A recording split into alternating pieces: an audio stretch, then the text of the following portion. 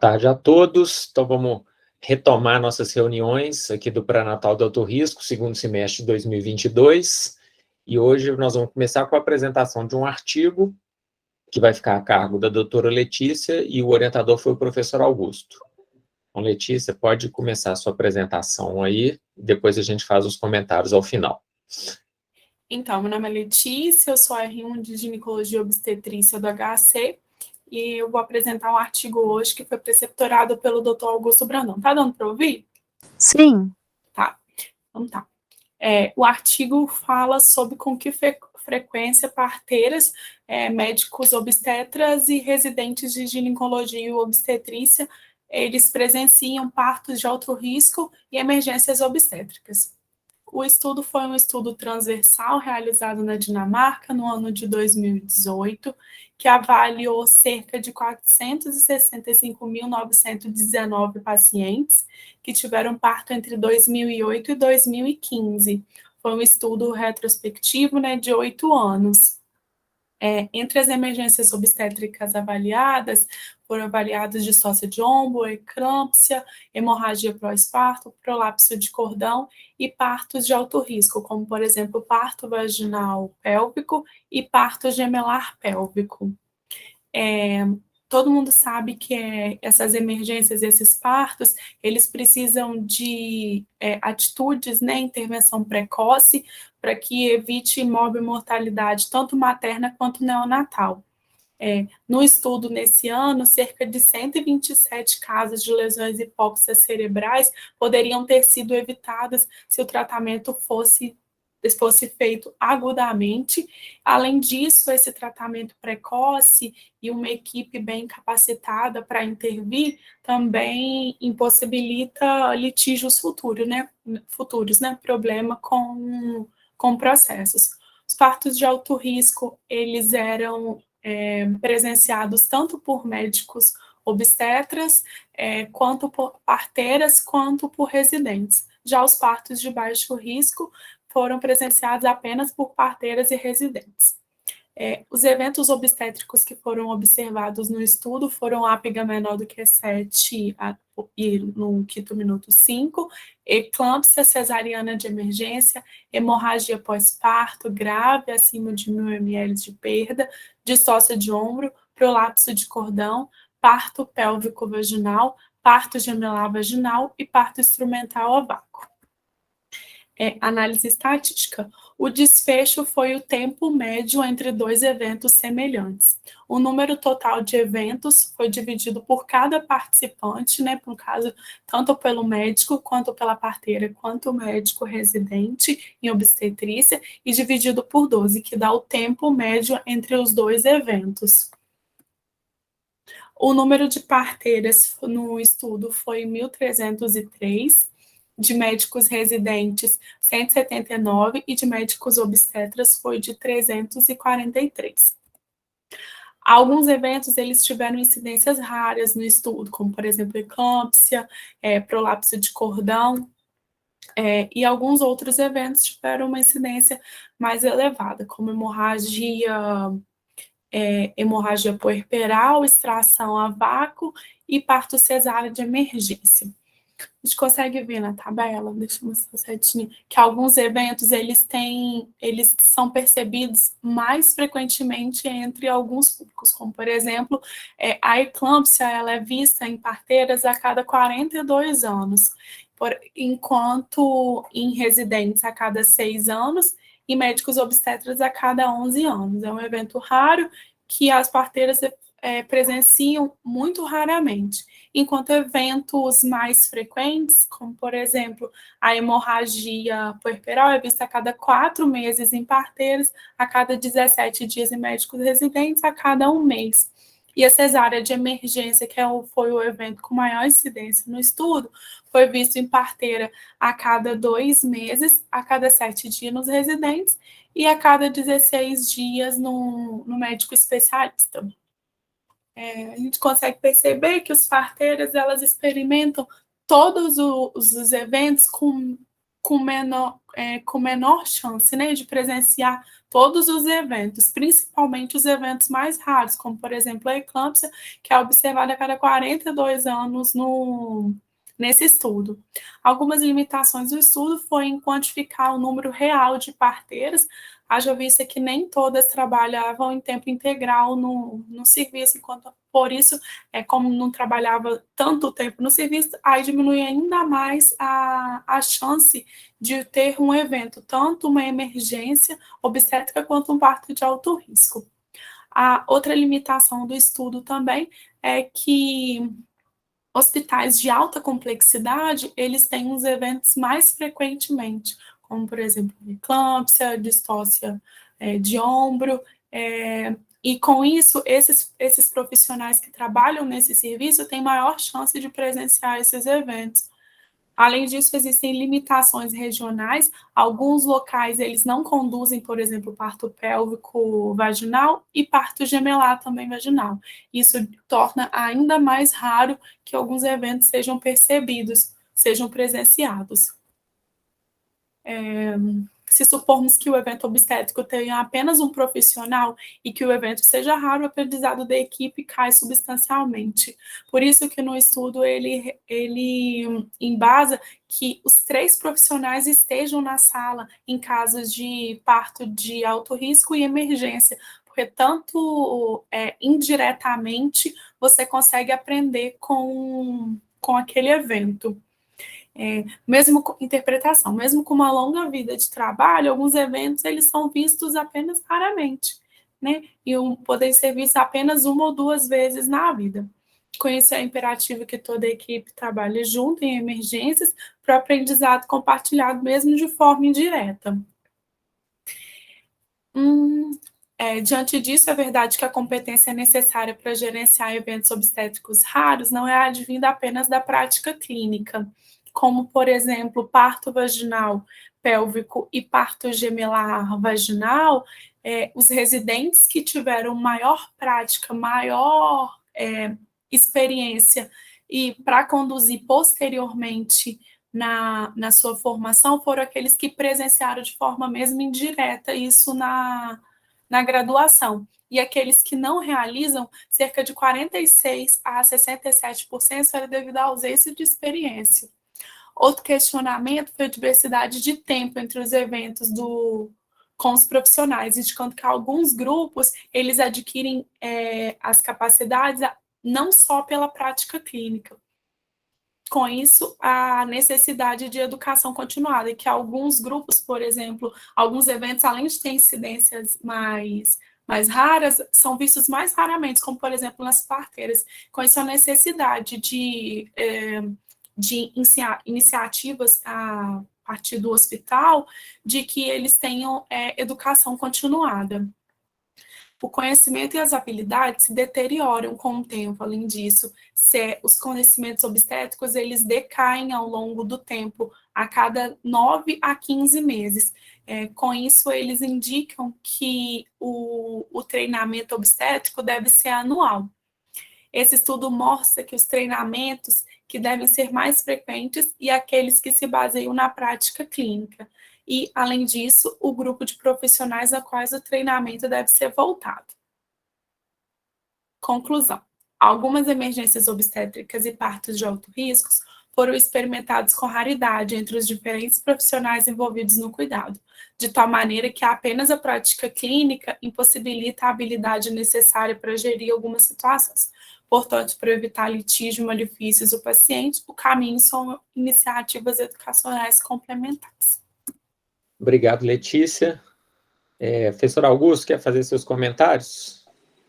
Esse artigo, eu utilizei ele para dar uma aula no último congresso que a gente teve aqui da SOGMIG, e eu acho que ele é interessante por vários motivos. Para quem não teve a oportunidade de ler, ele começa já argumentando que não existe nenhum estudo nacional de abrangência nacional que ele trabalhe as emergências obstétricas do ponto de vista de profissões e como que cada profissão vivencia as emergências obstétricas. Ele fala do problema do Reino Unido, ele fala do problema da França, mas realmente nos parece que a primeira oportunidade de um estudo de abrangência nacional foi esse da Dinamarca. Não que eu ache de nenhuma forma que a gente deva desmerecer qualquer profissão ou especialidade, mas esse estudo ele reforça a importância da equipe multiprofissional para trabalhar em qualquer centro de assistência materna. Hoje a gente vê nas mídias sociais e uma força social muito grande para tentar menosprezar ou desmerecer a importância do obstetra. E o que esse estudo deixa de maneira muito claro é que o obstetra, principalmente o residente em ginecologia e obstetrícia, ele é aquele profissional que vivencia com mais frequência todas as emergências obstétricas que habitualmente a gente encara. Então é um profissional que não só pela formação, mas pela experiência, ele sempre está mais apto a trabalhar e encarar esses eventos, né? Eu acho muito interessante também alguns pormenores que a gente consegue tirar do texto, até de cadastro, de formação e certificação de todos esses profissionais. Então, os enfermeiros obstetras, as parteiras, as midwives, elas também têm uma formação muito menos formal e burocrática que a gente.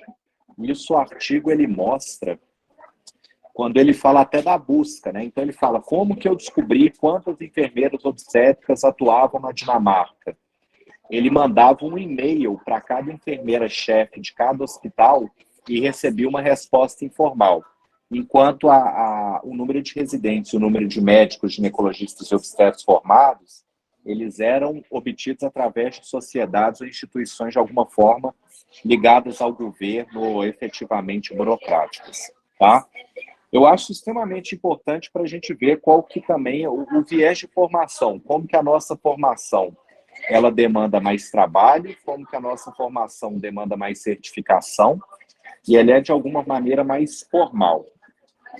Mas o que eu acho muito importante, que a Letícia deixou claro na apresentação dela, é o tanto que o profissional médico é indispensável para a atividade obstétrica em qualquer situação, né?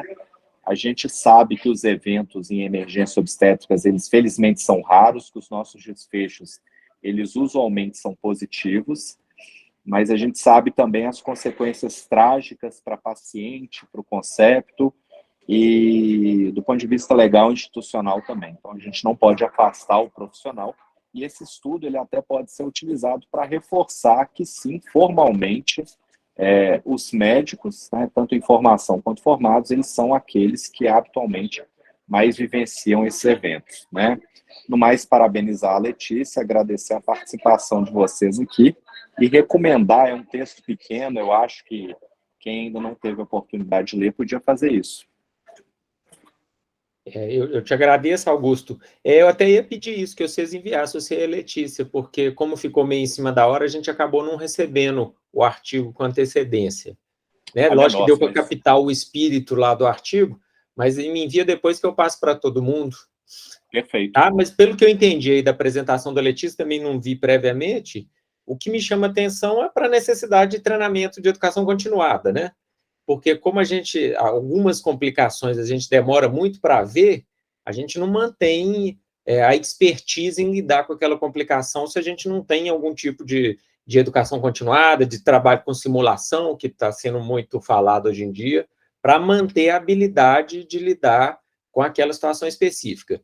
E é lógico que na Dinamarca, imagino que seja uma atenção bem hierarquizada, né? Então, as parteiras só vão lidar com aqueles casos de menor complexidade de todas, de baixíssimo risco. Então, elas realmente vão ver muito menos caso de maior complexidade, e nem deveriam mesmo, né? Os casos de maior complexidade, eles devem ser encaminhados para a maternidade onde tenha os obstetras, né? Mas estou falando isso sem conhecimento de como é que está estruturado totalmente lá o serviço obstétrico da Dinamarca. Mas o que eu tirei disso tudo foi que a educação continuada é o ponto para manter a equipe sempre bem treinada, né? Eu acho que esse é o ponto principal que eu consegui entender aí do artigo. Professor, mas o senhor sabe o que eu acho que acontece? Qual que é a falha nossa em questão da educação continuada? A gente foca muito a nossa educação continuada, por exemplo, os treinamentos que a gente tem da SOGMIG vinculados ao CRM, no médico, tá? Não, então, tem que ser da equipe, né? O treinamento de toda a equipe. e na equipe e na instituição, né? Eu acho que o problema é fazer esse treinamento no ambiente da instituição, então no ambiente prático, né? E com a equipe que efetivamente vai assistir. Quando você segrega, a princípio, você já quebra essa hierarquização, né? Você já cria esse problema e, na verdade, você só aumenta o gap. Então, a gente tem hoje profissionais, residentes, que fazem esse treinamento em algum campo, as enfermeiras obstetras também, que certamente elas devem fazer, mas você não tem, até onde vai o meu conhecimento, algum programa que consiga vincular a equipe multiprofissional como um todo. Professora Regina, eu já ia te chamar, professora, mas já que você se manifestou, né, pode falar, professora Regina, que está lidando aí no estado exatamente com mortalidade materna e infantil, para poder nos falar um pouco mais aí sobre Mário. essas complicações. Obrigada, Mário. Agora eu entendi por que eu não consegui ver o artigo, né? Mas me parece um artigo muito interessante e acho que o Augusto faz uma leitura perfeita dele em cima do que você aponta, Mário, que talvez uma das grandes contribuições que o artigo traz é exatamente sinalizar para a importância da educação continuada, né? E o Augusto chama a atenção para a necessidade que nós precisamos aqui, né? Uma prática nacional, Augusto, isso não acontece lá fora, né? É uma prática nacional, uma atitude, inclusive, do próprio Conselho Regional de Medicina, né, que, lamentavelmente, proíbe as sociedades científicas de médico fazer capacitação para profissional não médico, né? Eu acho mais uma das aberrações do nosso Conselho, né? Somos, sim, os profissionais que deveríamos estar fazendo as capacitações em equipe, né? Porque você não trabalha em equipe se você aprende em separado, né? Esse é um princípio básico e eu lamento muito que o nosso conselho obrigue a SOGMIG a fornecer cursos só para médicos, né? E isso em 2014, quando na Secretaria de Estado nós fomos fazer o curso de capacitação das maternidades, né? Foi um grande problema, né? Mas a SOGMIG, numa atitude muito, muito interessante, aceitou, né, fazer a capacitação dentro do modelo que na secretaria nós propunhamos, que era fazer todas as capacitações com médico e enfermeiro juntos, respeitando aí as habilidades e o que cada um pode se responsabilizar. Uma coisa é o exercício profissional, outra coisa é o treinamento em equipe, né? Então, assim, acho que a sua fala foi muito feliz, Augusto, mas existem, sim, experiências nacionais muito bem-sucedidas dentro desse modelo, né? Eu não sei se o professor Gabriel está aqui conosco hoje, mas a estratégia Zero Morte Materna por Hemorragia, que da Organização Pan-Americana de Saúde, mas foi customizada para o Brasil e hoje é realizada com o apoio do Ministério da Saúde, né? Ela é feita, a capacitação toda, ela é feita por instituição para a equipe multiprofissional. Então, médicos e enfermeiros que participam da assistência obstétrica. Então, no caso da hemorragia, nós não incluímos, por exemplo, na oficina própria de capacitação técnica, né, apenas o médico obstetra. Como tem a questão da hemorragia, o médico intensivista, o médico anestesiologista e para as instituições que têm o hemoterapeuta também, né? Então, nós temos uma experiência que eu acho que é muito bem sucedida, que, na realidade, a gente vê que nas instituições que a gente trabalha, né, a estratégia dura 1 ano, né, a gente fica 1 ano na instituição, trabalhando, a oficina de capacitação técnica é apenas um momento, né, a gente vê que muda completamente a estrutura de organização dos processos de trabalho, né? Então, eu acho que essa sua fala, ela é muito interessante para estimular nós, né, que formamos, né, que devemos ser representados pelos nossos órgãos oficiais, tentar mudar essa visão aí absolutamente equivocada do ponto de vista de treinamento, porque quem sofre a consequência acaba sendo, no nosso caso específico, as gestantes e seus fetos, né? Então, assim, te cumprimentar aí, porque vocês fizeram uma leitura muito interessante e de um ponto que eu acho que a gente precisa avançar no Brasil, né?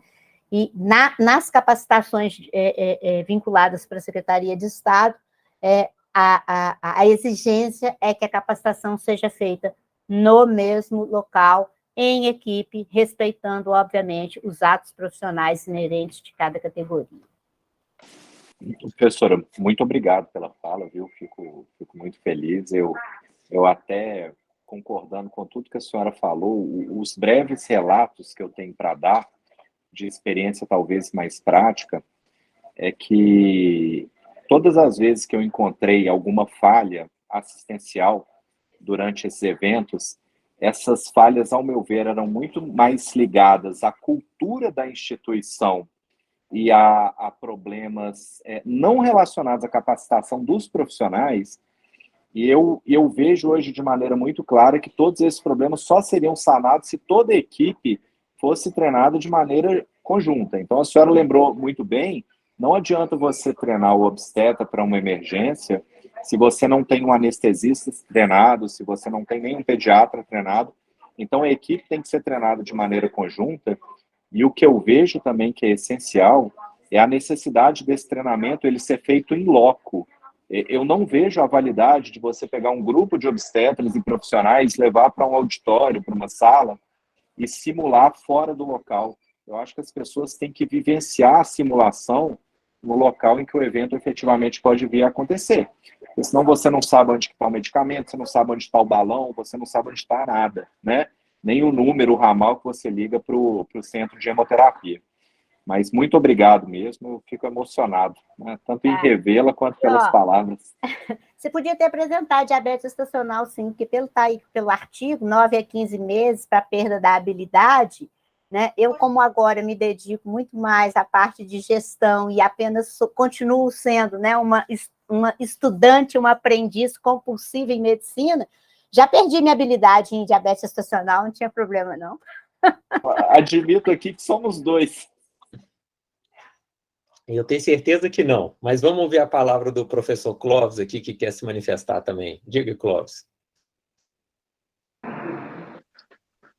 Então, eu acho que cada vez mais, né, a equipe multi ela tem que ser vista como uma saída mesmo para as nossas próprias necessidades, né? A gente está vendo aí recado lá de Portugal, em que maternidades estão fechando por falta de profissionais obstetras, né? A gente faz uma enquete aqui entre os nossos residentes, eu tenho lá 10 residentes em acompanhamento, na verdade, 12 residentes em acompanhamento, né? São 3 por ano, e cada desses 12 tem duas pessoas que estão querendo fazer obstetrícia. Então, cada vez mais, o obstetra vai se tornar uma coisa mais rara, pelo que a gente vê, né? E a necessidade de ter profissionais que dão amparo a esses obstetras, ela é fundamental, né? A gente deveria, na verdade, corrigir os motivos que estão levando a tanta baixa incidência, né, de apego à obstetrícia, né? Entre eles, o treinamento que deveria, o suporte, o treinamento contínuo, o suporte também legal, né, para não entendermos como má prática eventos que são eventos não ligados a ocasionais, né, e não ligados a má prática obstétrica, né? E a gente, de qualquer forma, a equipe obstétrica, cada vez mais, ela tem que ser integrada. Então, a gente tem uma experiência muito boa lá no Hospital da Unimed, né, com a equipe multidisciplinar, onde a gente vê que a participação é importante. Mas, por outro lado, né, lembrando, a gente tem que, talvez, batalhar um pouco em cima do CRM mesmo, porque essa cultura vindo de cima para baixo, né, muitas vezes leva a certas pessoas a interpretarem de uma forma rígida e rigorosa essa lei, né, e aí tentam deixar essa equipe de lado, né? Um exemplo prático aqui, né? Lá, por exemplo, antes a gente tinha a nifedipina, se necessário. Então, se a pressão tiver acima de 140/90, dá nifedipina para o paciente que está em tratamento conservador de pré-eclâmpsia, desde que ela estivesse assintomática, né? E aí, por causa dessa avaliação da autodiretoria, a gente acabou tirando, né, essa nifedipina, se necessário. Não, o obstetra tem que ir lá para pedir, largar o plantão para ir lá avaliar se o paciente está assintomático para depois dar nifedipina, né? Então, assim, existem coisas que são completamente irracionais e acabam trazendo um risco maior para as nossas parturientes, por a gente não ter uma integração completa da equipe multi. Era isso. Sem dúvida que a gente tem muito a avançar aí nessa questão de equipe multidisciplinar, né? Todo mundo fala muito, mas na prática às vezes é difícil de implementar. Eu mandei aí no WhatsApp de todos aí o artigo que a Letícia me passou. Alguém quer fazer algum outro comentário sobre a apresentação de hoje? Semana que vem, se não tiver mais nenhum comentário, semana que vem vai ser a apresentação de caso clínico, tá? Então não vou mandar antecipadamente, mas aí a partir da outra a gente já retoma o ritmo de envio de artigo, que eu acho que, se não me engano, até o Clóvis ele já tinha me enviado. Então tá, gente, se ninguém tem mais nenhum comentário, só agradecer professor Augusto, doutora Letícia, e até semana que vem para todos.